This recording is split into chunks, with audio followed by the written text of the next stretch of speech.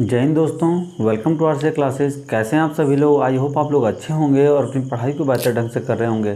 दोस्तों आज हम स्टार्ट करने जा रहे हैं यूपी टेट प्लस नेवी का जो कॉमन टॉपिक है दोस्तों, इंग्लिश लैंग्वेज का जो कॉमन टॉपिक है यूपी टेट और नेवी का वर्ब, जो कॉमन टॉपिक दोस्तों वर्ब है, आज हम लोग उसको पढ़ेंगे और बेहतरीन ढंग से दोस्तों उसे सीखने का प्रयास करेंगे। तो आज देर नहीं करते स्टार्ट करते हैं वीडियो को और देखते हैं वर्ब का एक बेहतरीन कॉन्सेप्ट। ठीक है दोस्तों, देखिएगा।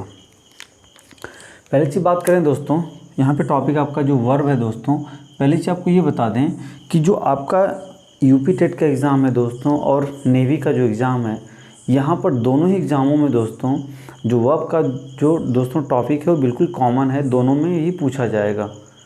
तो ये कुछ अलग से नहीं है पढ़ना दोस्तों कि इस एग्ज़ाम के लिए अलग से पढ़ें या फिर इसके लिए अलग से पढ़ें, दोनों का कॉमन टॉपिक है, तो हम लोग इसको एक साथ पढ़ने का प्रयास करेंगे। ठीक है दोस्तों, देखिएगा वर्ब की हिंदी क्या है दोस्तों, यहाँ पे क्रिया। तो सबसे पहले ये जो चीज़ें हमने लिखी हैं इसको देखने से पहले कुछ चीज़ें समझते हैं दोस्तों कि जो वर्ब है दोस्तों ये होती क्या है, इस किसको वर्ब कहते हैं दोस्तों। ठीक है, वर्ब किसे कहते हैं, तो जैसा कि हिंदी है तो इसकी क्या होती है, क्रिया। वर्ब क्या होती है, क्रिया। ठीक है दोस्तों, तो वर्ब दोस्तों देखिए ध्यान से,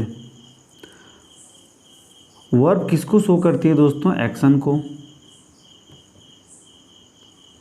दूसरा दोस्तों स्टेट और तीसरा इंफॉर्मेशन।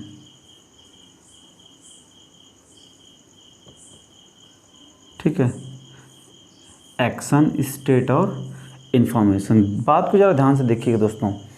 अब यहाँ पे क्या है कि सेंटेंस जब एक्शन शो करेगा, सेंटेंस में जब एक्शन होगा, सेंटेंस में स्टेट या इंफॉर्मेशन बताई जाएगी, तो वर्ब को जो हम लगाएंगे दोस्तों तरीका कुछ अलग हो जाएगा। देखिए ध्यान से, जब सेंटेंस एक्शन को शो करता है दोस्तों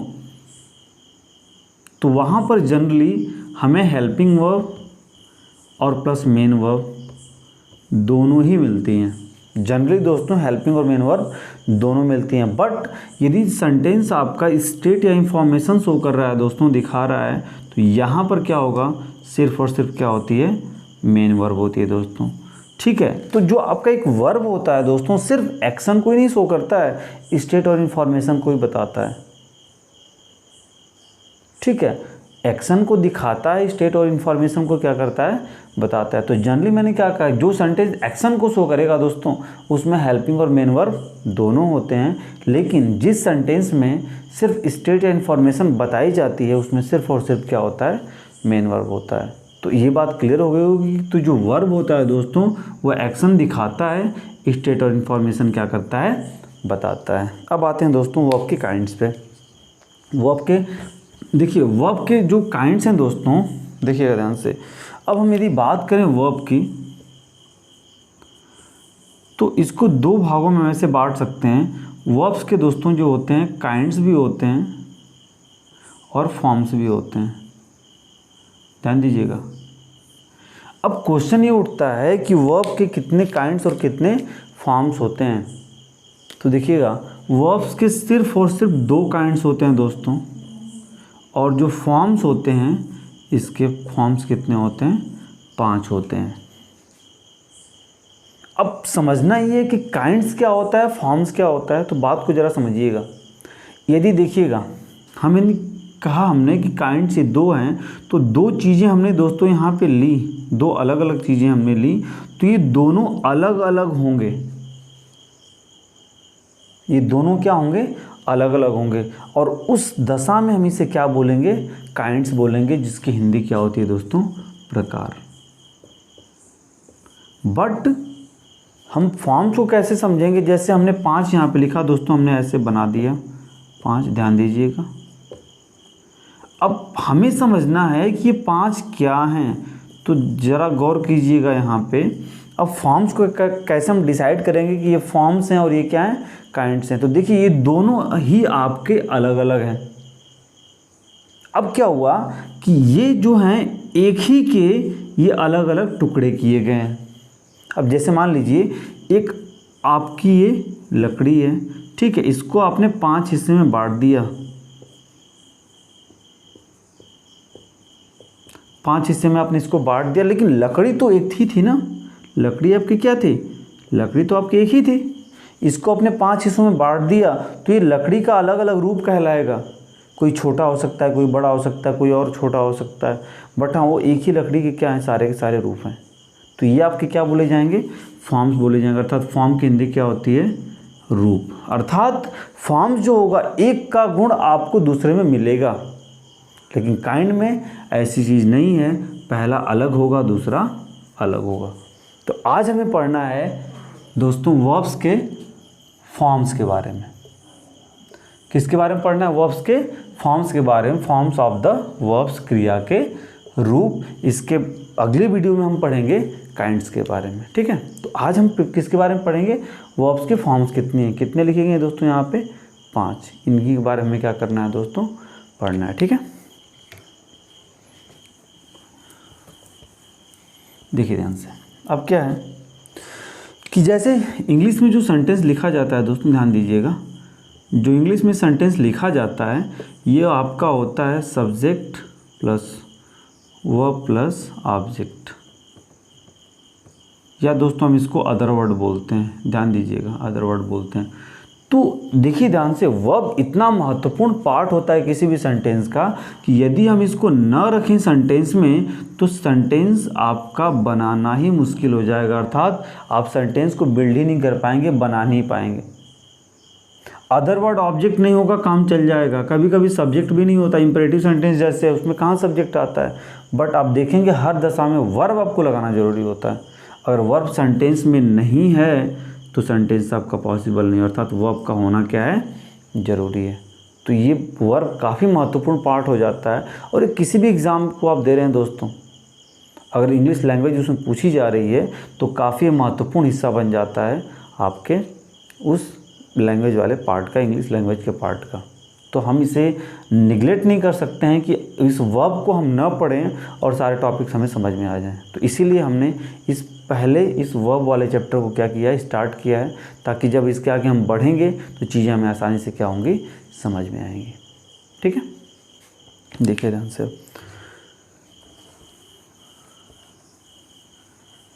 देखिए दोस्तों यहाँ पे लिखा गया आपका क्या, वर्ब के फॉर्म्स जो हैं, क्रिया के रूप। पहला फॉर्म दोस्तों यहाँ पे क्या है कि द सिंपल प्रेजेंट फॉर्म, जिसको कहते हैं मेन वर्ब की फर्स्ट फॉर्म। इसको अभी डिस्कस करेंगे यहाँ पे, बस यहाँ पे देख लीजिए। The simple present form main verb की फर्स्ट फॉर्म कहते हैं दोस्तों। ये कहाँ यूज़ की जाती हैं, प्रेजेंट, पास्ट और फ्यूचर टेंस में। लेकिन वो प्रेजेंट, पास्ट, फ्यूचर के किस टेंस में यूज़ की जाती हैं, किस पार्ट में यूज होती हैं दोस्तों, तो किस में होती हैं, इंडेफिनिट। अर्थात प्रेजेंट इंडेफिनिट, पास्ट इंडेफिनिट और फ्यूचर इंडेफिनिट में होती हैं। इस बेस में क्या होती हैं दोस्तों, प्लूरल होती हैं। क्या होती हैं, प्लूरल होती हैं, ठीक है। और इसका एक एग्जांपल यहाँ पे ब्रेक वर्ब लिखा गया है, ठीक है। तो पहली चीज़ क्या, फर्स्ट फॉर्म का नाम क्या, द सिंपल प्रेजेंट फॉर्म, जिसे फर्स्ट फॉर्म बोलते हैं। कहाँ यूज होती हैं, present, past, future, indefinite tense में। और ये क्या होती हैं, ये वर्ब्स जो फर्स्ट फॉर्म होती है वो क्या होती है, प्लूरल होती है। अब आइए इसको ध्यान से ज़रा देखते हैं दोस्तों। देखिएगा, जैसे क्या है कि आपने यूज़ किया मेन वर्ब का फर्स्ट फॉर्म, तो फर्स्ट फॉर्म आपसे यदि पूछा जाए दोस्तों, ध्यान दीजिएगा, फर्स्ट फॉर्म आपसे पूछा जाए तो ये कैसी वर्ब है, तो आप कहेंगे क्या है, प्रेजेंट है। ये वर्ब कैसी है, प्रेजेंट है। अब है क्या दोस्तों, प्रेजेंट के साथ साथ ये क्या है, प्लूरल है। क्या है, प्लूरल है। याद रखिएगा दोस्तों, ध्यान से देखिएगा, ध्यान से, कि जब भी किसी वर्ब में हम यस जब ऐड करते हैं तो ये बनता है दोस्तों क्या, सिंगुलर। और जब भी किसी नाउन में हम यस या ईएस जोड़ते हैं तो ये बनता है क्या, प्लूरल। अब कैसे हो रहा है, देखिए ध्यान से, ये जो फर्स्ट फॉर्म है यही क्या दोस्तों, प्लूरल है। तो प्लूरल में जब यस या ईएस हम जोड़ते हैं तो ये क्या बन जाता है, सिंगुलर बन जाता है। बट नाउन अपने बेस पे क्या होता है, सिंगुलर होता है। इसलिए जब इसमें यस या ईएस जोड़ते हैं तो ये क्या बन जाता है, प्लूरल बन जाता है। आई होप समझ गए होंगे आप इस बात को। तो वर्ब हमेशा फर्स्ट फॉर्म जो होती है प्लूरल होती है, और नाउन क्या होता है, हमेशा सिंगुलर होता है। तो जब वर्ब में यस जोड़ते हैं तो वो सिंगुलर बन जाता है, लेकिन जब नाउन में जोड़ते हैं तो वो प्लूरल बन जाता है, ठीक है। आई होप आप इतना समझ गए होंगे आप। अब देखिए ध्यान से, अब कहाँ इसका हम यूज करते हैं, देखिएगा ध्यान से। जब प्रेजेंट इंडेफिनिट की बात हुई, यूज़ देखते हैं, प्रेजेंट इंडेफिनिट की बात हुई दोस्तों, तो जब आपका सब्जेक्ट जो होता है वो प्लूरल होता है दोस्तों। क्या होता है? सब्जेक्ट जब क्या होता है आपका प्लूरल होता है, तो आप क्या लगाते हैं मेन वर्ब की कौन सी फॉर्म? First form. ठीक है, प्रेजेंट इंडेफिनिट की बात मैं कर रहा हूँ। ठीक है, और फिर उसके बाद जब आप डू या डज का यूज़ करते हैं, हेल्पिंग वर्ब का यूज़ करते हैं, तो इसके साथ भी लगाते हैं क्या? मेन वर्ब की फर्स्ट फॉर्म। क्लियर होगी बात? इसके बाद हम आते हैं पास्ट इंडेफिनिट में। तो पास्ट इंडेफिनिट में तो वैसे तो वर्ब की सेकंड फॉर्म आती है, बट डिड के साथ क्या लगा देते हैं? मेन वर्ब की फर्स्ट फॉर्म लगाते हैं। बिल्कुल आसानी से और ध्यान से दिखते जाए इस चीज़ों को दोस्तों। देखिए तो अगला क्या है? फ्यूचर इंडेफिनिट जो है दोस्तों आपका, इसमें हम क्या करते हैं? विल और शैल के साथ क्या लगाते हैं? मेन वर्ब की फर्स्ट फॉर्म। तो आपने इसका यूज भी अब देख लिया होगा, कहाँ कहाँ करते हैं, कैसे करते हैं। तो मेन वर्ब का जो फर्स्ट फॉर्म है वो प्रेजेंट फॉर्म में होता है और प्लूरल भी होता है, और कहाँ कहाँ हम इसका यूज करते हैं, इसका यूज भी आपने क्या कर लिया? देख लिया। ठीक है, लेकिन हाँ याद रखिएगा कि जो मेन वर्ब की फर्स्ट फॉर्म होती है इसमें कुछ जोड़ा नहीं जाता है। ठीक है, इसके मतलब शब्द के पीछे आगे कुछ जोड़ा नहीं जाता है, बिल्कुल नॉर्मल फॉर्म में होते हैं, सिंपल फॉर्म में वर्ब होती है मेन वर्ब की फर्स्ट फॉर्म। तो आई होप फर्स्ट फॉर्म का क्लियर हो गया होगा। इसके बाद हम आते हैं दोस्तों किस में? सेकेंड फॉर्म में। ठीक है, किस में आते हैं? सेकेंड फॉर्म में आते हैं। देखिए ध्यान से, जो सेकेंड फॉर्म दोस्तों आपका दिया हुआ है यहाँ पे कि द सिंपल पास्ट फॉर्म, जिसे सेकेंड फॉर्म बोलते हैं, इसका यूज कहाँ होता है? पास्ट इंडेफिनिट में होता है। एग्जाम्पल आपका क्या है? ब्रोक है। कुछ ज़्यादा इसमें नहीं समझना है दोस्तों। देखिए ध्यान से, जो आपका सेकेंड फॉर्म होता है, जो सेकेंड फॉर्म होता है इसे हम कहते हैं दोस्तों क्या? पास्ट फॉर्म कहते हैं। और जो इसका यूज़ है वह पास्ट इंडेफिनिट टेंस में किया जाता है। बात को समझ गए? सेकेंड फॉर्म को पास्ट फॉर्म कहते हैं, जो इसका यूज़ होता है वो सिर्फ और सिर्फ पास्ट इंडेफिनिट टेंस में किया जाता है। तो आप समझ गए होंगे इन चीज़ों को। अगले पे आते हैं दोस्तों। अगला पॉइंट हम लेके आते हैं जो थर्ड आपका है, वर्ब की थर्ड फॉर्म जो है द पास्ट पार्टिसिपल फॉर्म, जिसको हम क्या बोलते हैं दोस्तों? Third form. जो इसका हम यूज़ करते हैं वो प्रेजेंट, पास्ट, फ्यूचर के परफेक्ट वाले टेंस में, अर्थात परफेक्ट टेंस में हम वर्ब की थर्ड फॉर्म यूज करते हैं। और एग्जांपल क्या है दोस्तों आपका? ब्रोकन। देखिए ब्रेक, ब्रोक, ब्रोकन। ठीक है, अब थर्ड फॉर्म के बारे में ज़रा समझ लेते हैं दोस्तों। देखिएगा,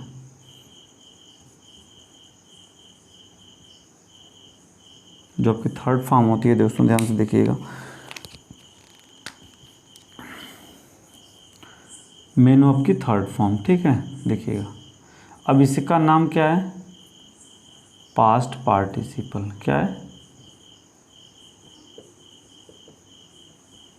क्या कहते हैं दोस्तों इसको? हम पास्ट पार्टिसिपल नाम से भी जानते हैं। और कहाँ इसका यूज होता है? तो जितने भी परफेक्ट टेंस हैं, सिर्फ और सिर्फ परफेक्ट हैं, अर्थात प्रेजेंट, पास्ट और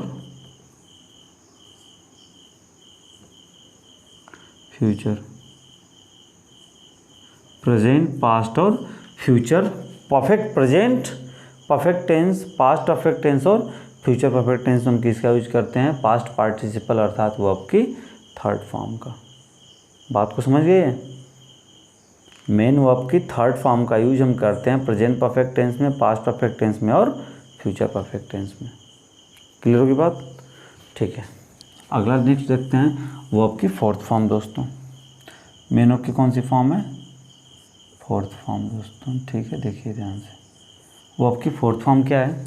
देखिएगा ध्यान से कि द प्रेजेंट पार्टिसिपल फॉर्म। अब इसका नाम क्या होगा दोस्तों?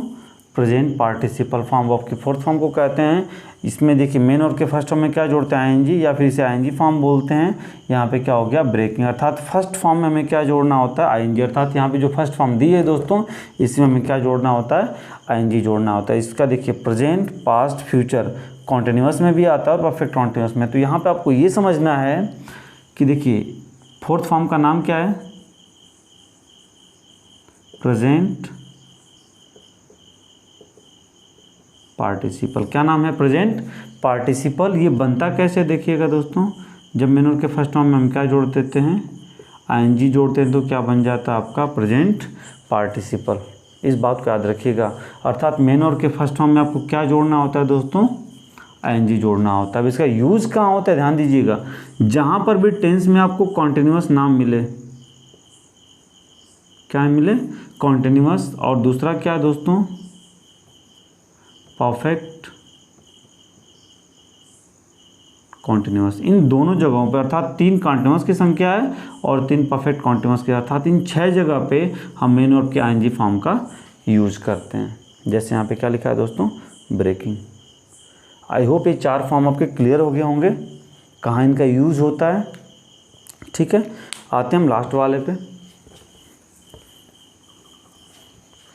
लास्ट जो आपका है दोस्तों क्या है, देखिएगा 5वां द सिंपल प्रेजेंट टेंस। फिर देखिए ये 5th भी सिंपल प्रेजेंट है और ये फर्स्ट भी क्या है, सिंपल प्रेजेंट ही है।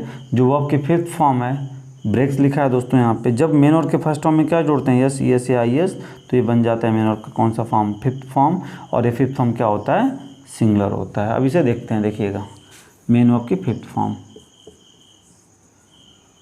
पहली चीज़ देखिएगा, इसे कहते हैं सिंपल प्रेजेंट फॉर्म। देखिएगा ध्यान से, जब मेन वर्ब के फर्स्ट फॉर्म में हम जोड़ते हैं यस, ईएस, तो ये क्या बन जाता है दोस्तों, मेन वर्ब की कौन सी फॉर्म, 5th फॉर्म। ठीक है, मेन वर्ब के फर्स्ट फॉर्म में क्या जोड़ते हैं, यस या ईएस, तो क्या बन जाता है, मेन वर्ब की कौन सी फॉर्म बनता है दोस्तों, मेन वर्ब की 5th फॉर्म बन जाता है। ठीक है, ये हमेशा सिंगुलर होता है, क्या होता है, सिंगुलर होता है। और प्रेजेंट इंडेफिनिट जो इसका यूज़ है, प्रेजेंट इंडेफिनिट में जब हम सब्जेक्ट यूज करते हैं सिंगुलर, तो वहाँ पे लगाते हैं मेन वर्ब की कौन सी फॉर्म, 5th फॉर्म को। आई होप आप समझ गए होंगे कि सिंपल प्रेजेंट फॉर्म जो है उसे क्या, वर्ब की 5th फॉर्म को भी सिंपल प्रेजेंट फॉर्म बोलते हैं। जब मेन वर्ब के फर्स्ट फॉर्म में यस या यस हम ऐड कर देते हैं तो क्या बन जाता है, मेन वर्ब का 5th फॉर्म। ये हमेशा सिंगुलर होता है और जो यूज होता है दोस्तों वो प्रेजेंट इंडेफिनिट में ही होता है, लेकिन सब्जेक्ट क्या होता है आपका, सिंगुलर होता है। तो वहाँ पर हम क्या यूज करते हैं, मेन वर्ब की 5th फॉर्म। ठीक है, अब देखिएगा ध्यान से, अब ये मेन वर्ब की तो बात हो गई दोस्तों। अब इसके साथ हेल्पिंग वर्ब आती हैं कि नहीं आती हैं, इसको भी जरा हम डिस्कस कर लेते हैं। देखिएगा ध्यान से, जो मेन वर्ब की फर्स्ट फॉर्म है दोस्तों, ध्यान से देखिए यहाँ पे, जो मेन वर्ब की फर्स्ट फॉर्म है, मेन वर्ब की सेकंड फॉर्म, मेन वर्ब की थर्ड फॉर्म, मेन वर्ब की 4th फॉर्म और मेन वर्ब की 5th फॉर्म। ध्यान से देखिएगा, हेल्पिंग वर्ब की हम बात कर रहे हैं यहाँ पे, किनके साथ आती है किसके साथ नहीं आती है। देखिए ध्यान से, जो मेन वर्ब की फर्स्ट फॉर्म है इसके साथ हेल्पिंग वर्ब दोस्तों होती भी है, नहीं भी होता, आती भी है और नहीं भी आती। इस बात को आप नोट कर लीजिएगा दिमाग में। सेकेंड फॉर्म के साथ हेल्पिंग वर्ब का प्रयोग नहीं होता है, 5th फॉर्म के साथ भी हेल्पिंग वर्ब का प्रयोग नहीं होता है, लेकिन 3rd फॉर्म के साथ और 4th फॉर्म के साथ कंपलसरी होता है। अर्थात वाक्य में आपको 3rd फॉर्म और 4th फॉर्म यूज करना, मेन वर्ब का 3rd फॉर्म और मेन वर्ब का 4th फॉर्म यूज करना है दोस्तों, तो आपको हेल्पिंग वर्ब यहाँ पे क्या करना पड़ेगा, मेंशन करना ही पड़ेगा। लेकिन वो कौन सी वर्ब है जो अपने साथ हेल्पिंग वर्ब नहीं लेती है, तो वो आपकी सेकेंड फॉर्म है और वर्ब की 5th फॉर्म, इनके साथ हेल्पिंग वर्ब में यूज़ नहीं करते हैं। लेकिन वो कौन सी वर्ब है जो लेती भी है और नहीं भी, अर्थात जिसके साथ हम हेल्पिंग वर्ब का प्रयोग करते भी हैं और नहीं भी करते हैं, तो वो कौन सी है, मेन वर्ब की फर्स्ट फॉर्म। तो आई होप आपका डाउट क्लियर हो गया होगा कि वो कौन सी वर्ब है जो जिसके साथ हेल्पिंग वर्ब का प्रयोग होता भी है और नहीं भी होता है, तो आपकी फर्स्ट फॉर्म। वो कौन सी वर्ब्स हैं जिनके साथ बिल्कुल ही हेल्पिंग वर्ब का प्रयोग नहीं होता है, तो वो आपकी सेकेंड फॉर्म है और 5th फॉर्म। और कौन सी वर्ब्स हैं जिनके साथ हेल्पिंग का प्रयोग निश्चित रूप से होता है, तो 3rd फॉर्म है और 4th फॉर्म है। ठीक है, अब देखिएगा दोस्तों, यहाँ पे कुछ इंपॉर्टेंट नोट्स लिखा गया दोस्तों, ध्यान से इसको देखिएगा कि जैसे आपको सेंटेंस मिलेगा तो सेंटेंस तो इंग्लिश में लिखा होगा, तो अब आप कैसे पहचानेंगे कि वो सेकेंड फॉर्म है कि 3rd फॉर्म है कि 4th फॉर्म है कि 5th फॉर्म है। ठीक है दोस्तों, तो आइए देखिए ध्यान से, जो आपकी फर्स्ट फॉर्म है, देखिए ध्यान से, फर्स्ट फॉर्म को नहीं, पहले हम सेकेंड फॉर्म को देखते हैं। जो मेन वर्ब की सेकेंड फॉर्म है दोस्तों, यहाँ पे लिखा गया आपका कि डिफरेंट फॉर्म हो सकती है, अर्थात वो क्या हो सकती है, वो बिल्कुल ही फर्स्ट फॉर्म से डिफरेंट हो सकता है, या फिर उसमें क्या लगा मिल सकता है आपको, डी ई डी और टी मिल सकता है। समझ गए आप? सेकेंड फॉर्म जो है या तो फर्स्ट फॉर्म से बिल्कुल डिफरेंट होगा या तो आपको उसमें ई डी या टी मिल सकता है। इसके बाद दोस्तों मेन ऑफ की सेकेंड फॉर्म की बात कर लें तो वो भी बिल्कुल